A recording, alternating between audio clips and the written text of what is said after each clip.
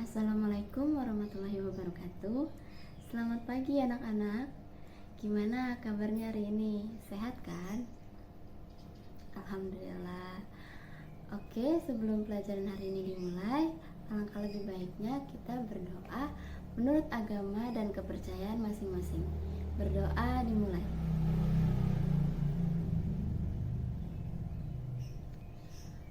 Alhamdulillah.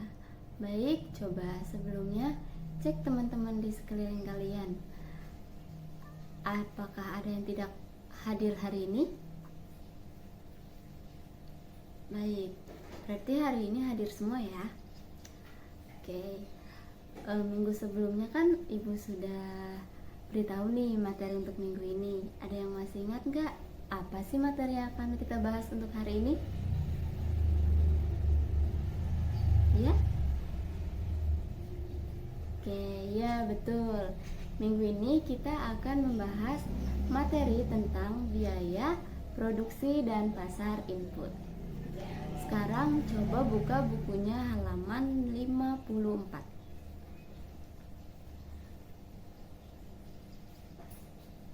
Ada yang tahu nggak nih? Apa sih yang dimaksud dengan biaya produksi? Ayo, yang bisa angkat tangan ya.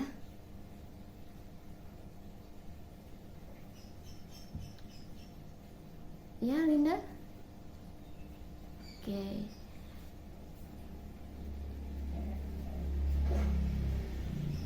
Ya, betul ya kata Linda. Biaya produksi atau production cost dapat diartikan sebagai akumulasi biaya yang dibutuhkan dalam proses produksi, termasuk biaya bahan baku, biaya tenaga kerja, dan biaya overhead pabrik. Dalam dunia akuntansi, biaya atau production cost merupakan salah satu komponen dalam laporan laba rugi atau income statement. Tuh. Biaya produksi ini merupakan biaya yang dikeluarkan oleh perusahaan berkaitan untuk membuat suatu produk dengan mengolah bahan baku menjadi barang jadi. Seperti itu. Ada yang ingin ditanyakan sampai sini? Oke, baik. Berhubung tidak ada yang bertanya, sekarang ibu yang bertanya. Biaya produksi itu terbagi menjadi berapa sih? Ada yang bisa jawab nggak? Ayo. Ya, betul. Ada 2. Tadi siapa yang menjawab? Oh, Mutiara. Oke. Tadi kamu menjawab biaya produksi itu ada 2 ya, Muti. Oke, apa aja sih? Bisa sebutin nggak? Oke, betul ya yang dikatakan oleh Mutiara. Biaya produksi itu terbagi menjadi 2. Ada biaya eksplisit dan biaya implisit. Apa sih biaya eksplisit itu, Bu? Oke, biaya eksplisit itu adalah biaya yang terlihat secara langsung di laporan keuangan. Dapat berupa pembayaran dengan uang untuk membeli atau menyewa faktor dan bahan mentah yang dibutuhkan oleh perusahaan. Contohnya seperti apa sih? Oke, ya betul, sewa gedung. Apalagi? Sewa tanah. Apalagi? Sewa transportasi dan sewa beberapa peralatan yang dibutuhkan lainnya, seperti itu. Oke, kalau biaya implisit itu apa sih, Bu? Oke, ada yang bisa menjawab? Oke, biaya implisit kebalikan dari biaya eksplisit, yaitu biaya yang tidak terlihat secara langsung di laporan keuangan. Biaya ini bisa disebut juga dengan biaya apa? Ada yang tahu? Nah, biaya ini bisa disebut juga dengan biaya peluang atau opportunity cost. Okay. Biaya produksi ini diperhitungkan dari faktor-faktor produksi yang dimiliki oleh perusahaan itu sendiri. Tuh. Serta dipakai dalam proses produksinya. Ada yang tahu nggak nih contohnya apa aja? Nah, Contohnya itu seperti biaya pelatihan, bonus, dan biaya acara lainnya gitu. Oke, sekarang lihat buku halaman 57. Nah, di situ ada teori biaya produksi yang berkaitan dengan teori fungsi pengeluaran. Oke, analisisnya apa saja? Coba. Ya, betul. Analisisnya itu ada 2. Oke. Apa aja tadi? Analisis pengeluaran. Ada pengeluaran jangka panjang dan pengeluaran jangka pendek gitu.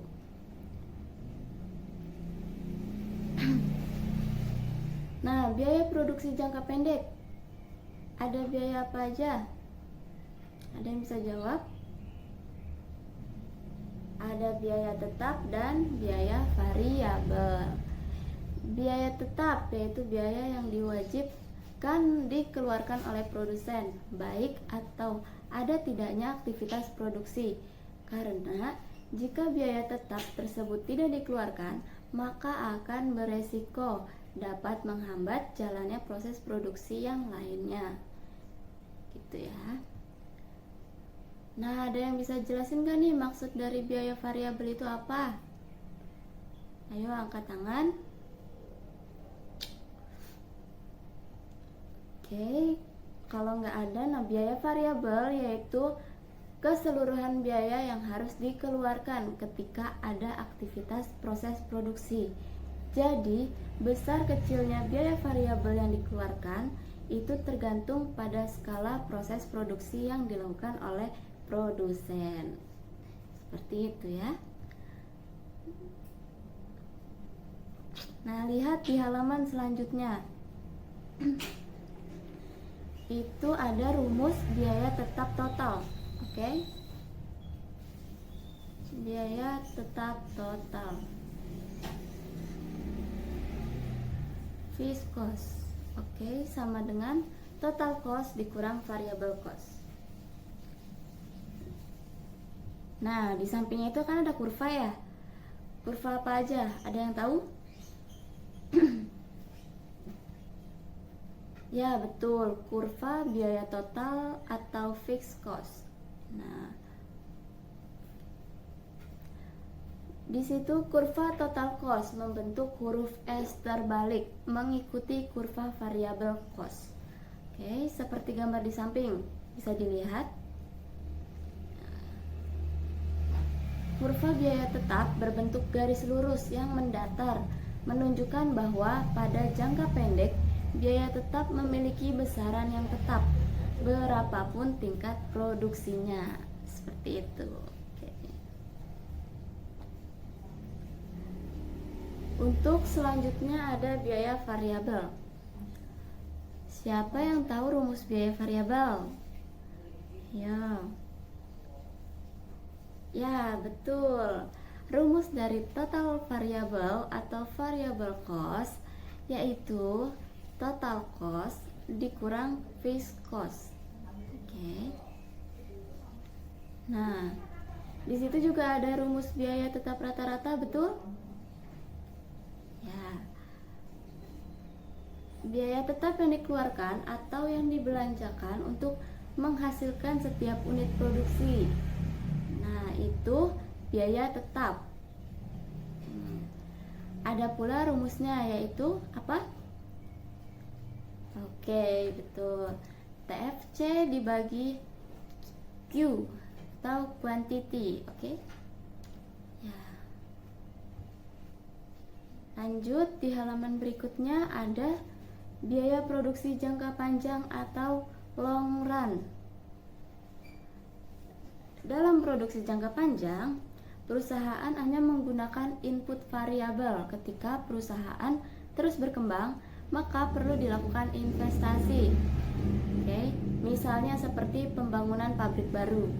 Nah, itu bisa dikatakan investasi. Oke. Nah, dengan begitu, biaya fixed cost menjadi variabel dalam jangka panjang.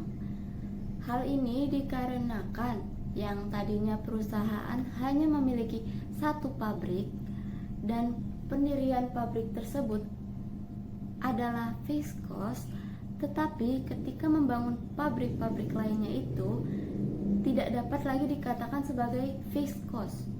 Oke. Jadi dalam biaya produksi jangka panjang ini semua biaya menjadi variabel seperti itu.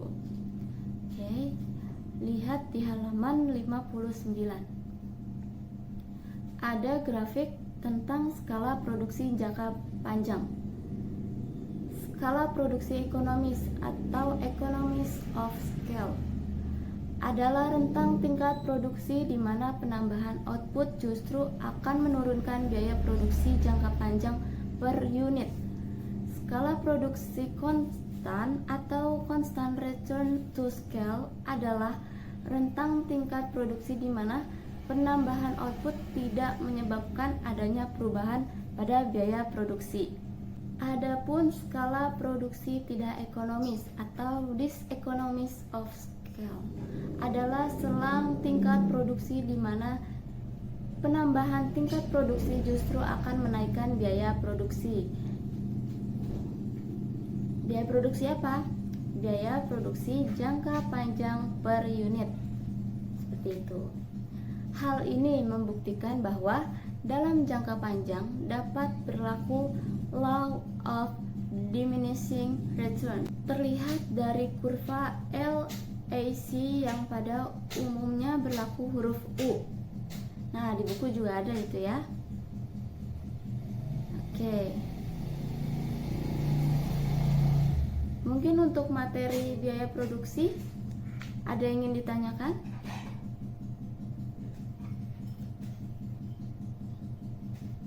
Nah, kalau memang tidak ada yang ingin ditanyakan, oh, Windy mau bertanya. Ya, silakan Windy.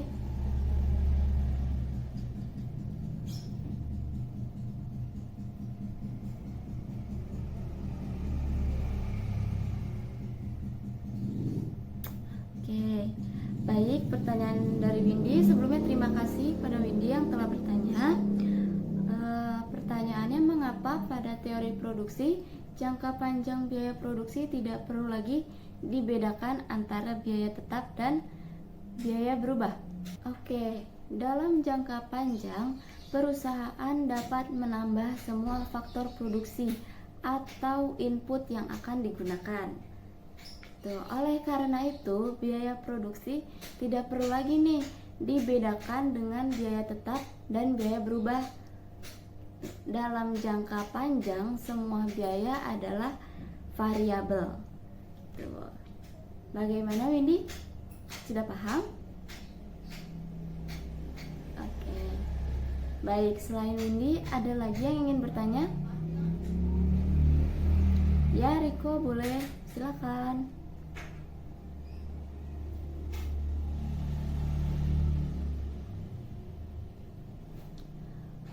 Oke, terima kasih Riko. Pertanyaan dari Riko, mengapa jika biaya produksi tinggi, produsen akan menawarkan barang produksinya dalam jumlah yang sedikit? Oke. Karena apabila biaya-biaya produksi meningkat, maka harga barang-barang diproduksi akan tinggi. Akibatnya, produsen akan menawarkan barang produksinya dalam jumlah yang sedikit. Seperti itu. Hal ini disebabkan pula karena produsen tidak mau rugi. Sebaliknya, jika biaya produksi menurun, maka produsen akan meningkatkan tingkat produksinya. Seperti itu. Bagaimana Riko? Sudah dapat dipahami? Oke. Nah, ayo yang ingin bertanya, ini pertanyaan terakhir ya sebelum Ibu masuk ke materi selanjutnya, yaitu materi pasar input. Oke. Ya, boleh Andre, silakan.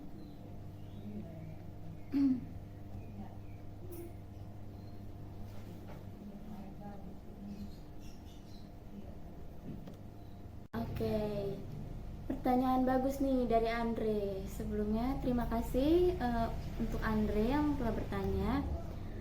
Bu, apa sih penyebab terjadinya pergeseran harga keseimbangan akibat dari naik turunnya perubahan penawaran atau permintaan?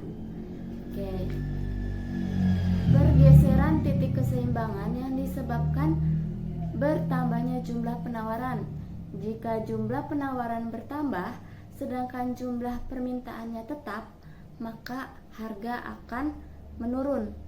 Misalnya pada harga 40.000, jumlah penawarannya 40 unit. Jika jumlah penawarannya bertambah menjadi 50 unit, maka harga akan turun menjadi 30.000. Paham? Oke. Nah, seperti itu contohnya ya.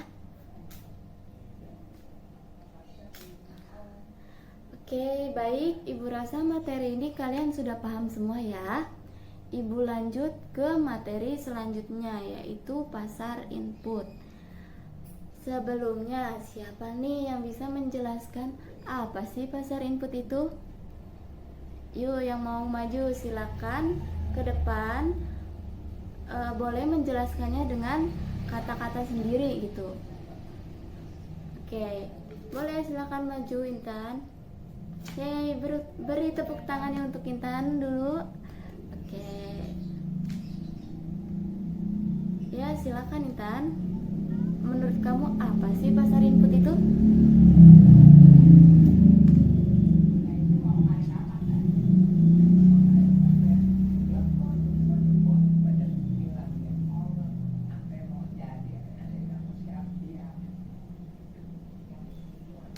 Oke.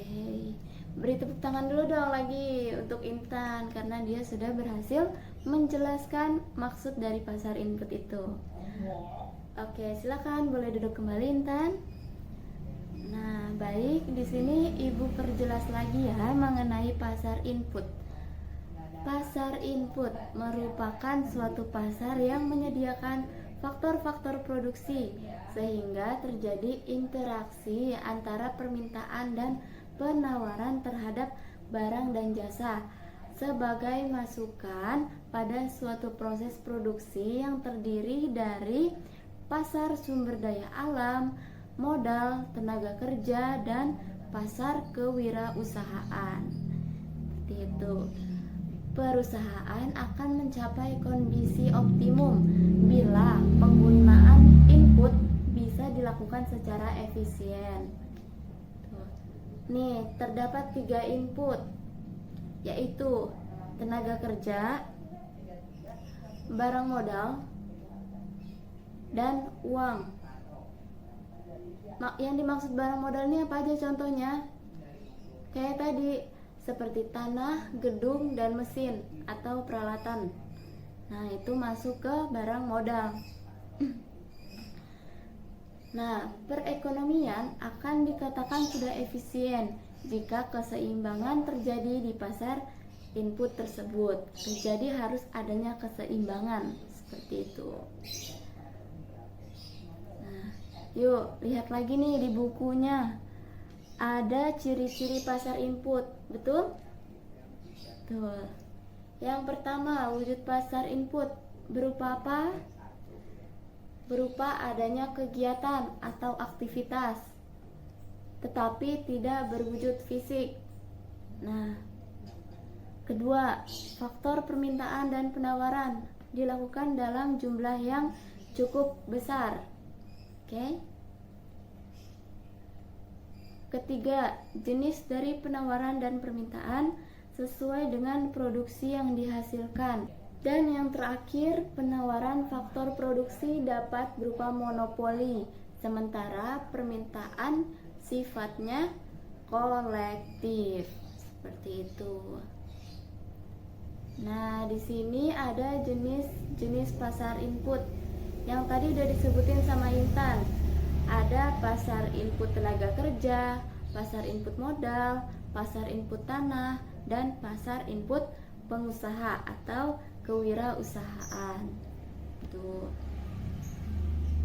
Nah, di sini kita jelasin dari masing-masing pasar input. Ada pasar input tenaga kerja atau sering disebut juga dengan pasar input sumber daya manusia.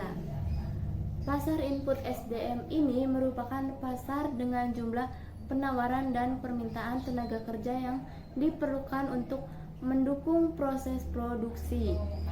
Harga tenaga kerja ditentukan oleh penjual dan pembeli tenaga kerja tersebut atas kesepakatan. Penawaran tenaga kerja dipengaruhi oleh beberapa hal seperti tingkat pendapatan pendidikan, keadaan pengangguran yang ada, sektor perekonomian, harta kekayaan yang dimiliki, dan sebagainya. Kurva penawaran tenaga kerja memiliki bentuk yang khas, yaitu melengkung, membalik sehingga disebut dengan backward bending curve. Oke, seperti yang ada di buku bisa dilihat. Nah, selanjutnya ada pasar input modal. Pasar input modal itu suatu pasar yang mempertemukan penjual dan pembeli dengan melakukan penawaran dan permintaan barang-barang modal untuk kepentingan proses produksi.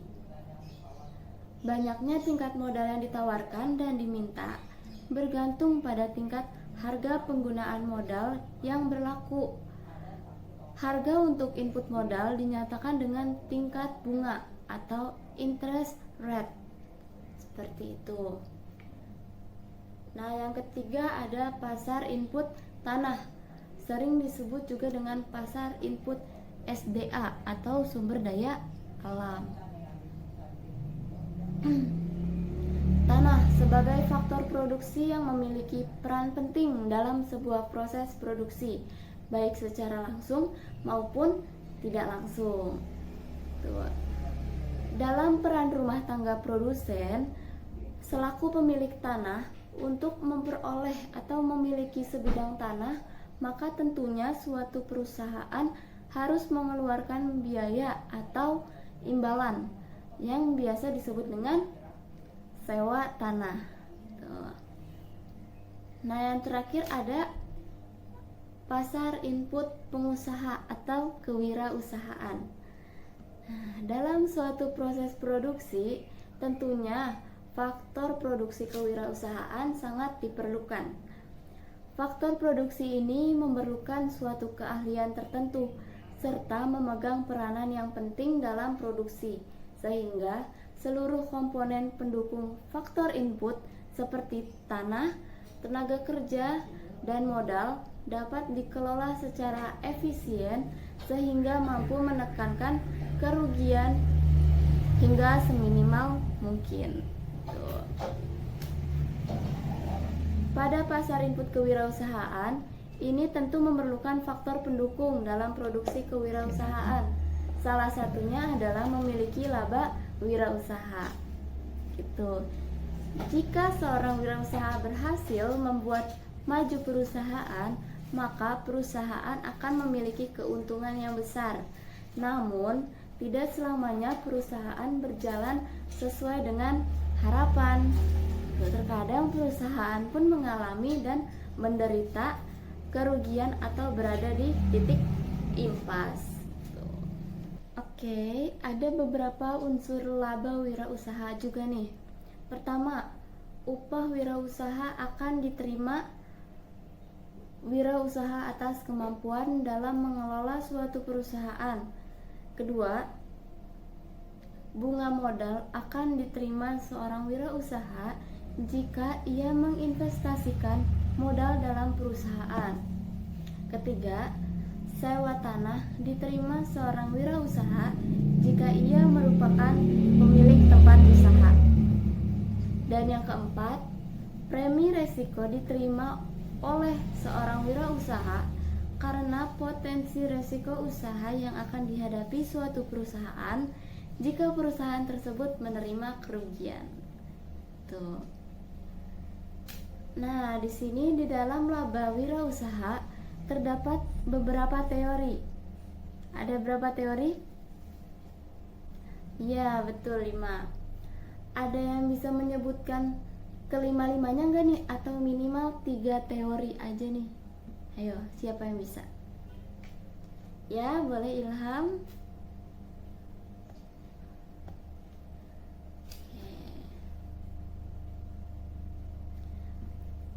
Baik, terima kasih Ilham. Ya betul ya, walaupun Ilham hanya menyebutkan 3 teori, di sini terdapat 5 teori. Yang pertama ada teori laba inovasi. Teori laba inovasi adalah laba yang di atas normal yang diperoleh dari inovasi yang berhasil.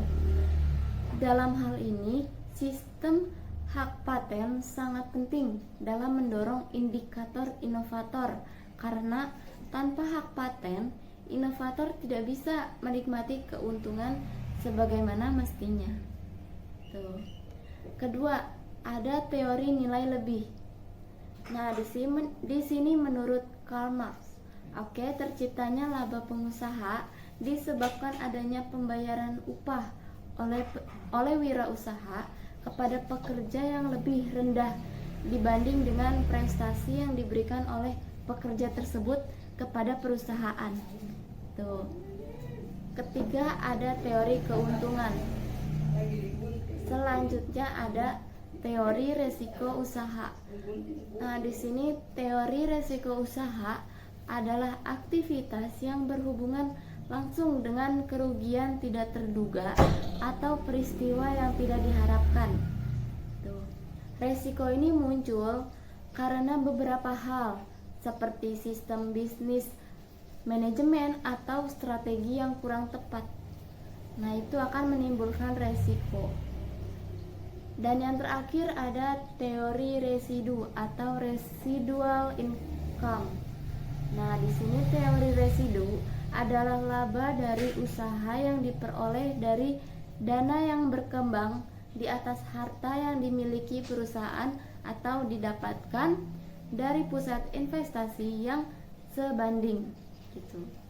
Kita juga bisa menyebutnya dengan laba residu. Nah, baik, sampai di sini ada yang ingin ditanyakan?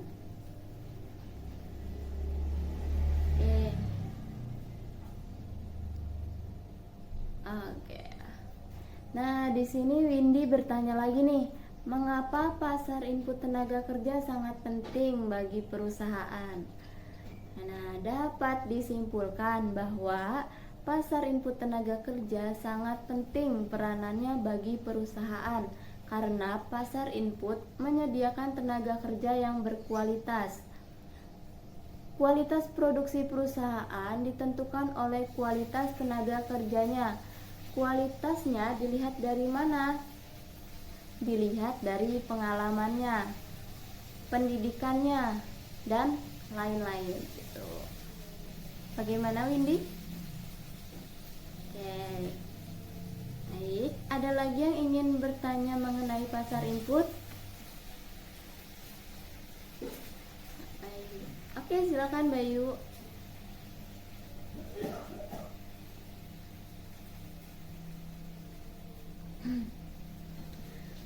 Oke, pertanyaan dari Bayu, mengapa tingkat upah minimum di setiap daerah berbeda-beda? Faktor apa saja sih Bu yang mempengaruhinya? Nah, inti penyebab dari upah minimum bisa berbeda karena jumlah uang yang dibutuhkan untuk hidup layak di setiap wilayah itu berbeda-beda. Coba deh kalian bandingkan biaya hidup kalian di Jakarta dengan di Jogja. Tentunya sangat berbeda jauh, bukan? Nah, jadi upah minimum itu disesuaikan lagi nih dengan daerahnya. Jika kalian tinggal di Jogja tapi kalian bekerja di Jakarta, dan tentunya kalian mendapat upah minimum di wilayah Jakarta. Apa yang kalian rasakan jika kalian kembali ke Jogja? Tentunya sejahtera, bukan? Mau beli ini itu tuh pasti murah, beda dengan di Jakarta. Tuh. Jadi tingkat minimum gaji upah karyawan itu ditentukan oleh kebutuhan daerahnya itu gitu. Baik, seperti itu Bayu. Mudah dipahami? Oke. Baik. Baik, nggak berasa ya waktu jam pelajaran Ibu sudah selesai. Kita lanjut lagi nih minggu depan. Kalian pelajari dulu materi selanjutnya. Terima kasih atas perhatian kalian. Kurang lebihnya Ibu mohon maaf sebesar-besarnya. Semoga kalian paham dengan apa yang Ibu jelaskan hari ini.